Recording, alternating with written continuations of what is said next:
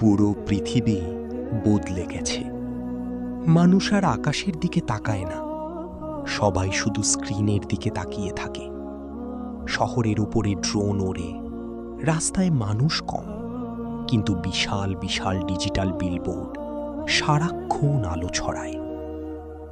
একসময় বাংলাদেশের উপকূলের কাছে ছোট এক দ্বীপে ছিল নূরপুর নামে একটি গ্রাম। গ্রামের মাঝখানে ৩০০ বছরের পুরনো একটি মসজিদ। কিন্তু এখন সেখানে আর কেউ নামাজ পড়ে না, কারণ কয়েক বছর আগে সরকার নতুন এক প্রযুক্তি চালু করেছিল, সাইলেন্ট প্রেয়ার সিস্টেম।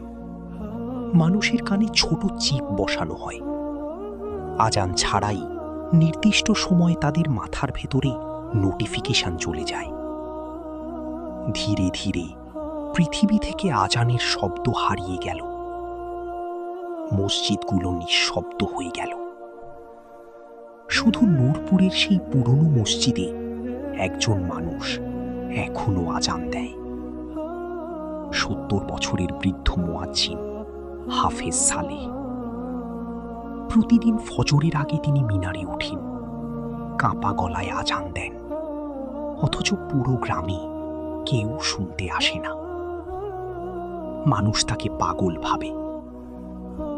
একদিন গ্রামের কয়েকজন যুবক এসে বলল, চাচা, এই পুরনো নিয়ম বাদ দেন, এখন সব ডিজিটাল।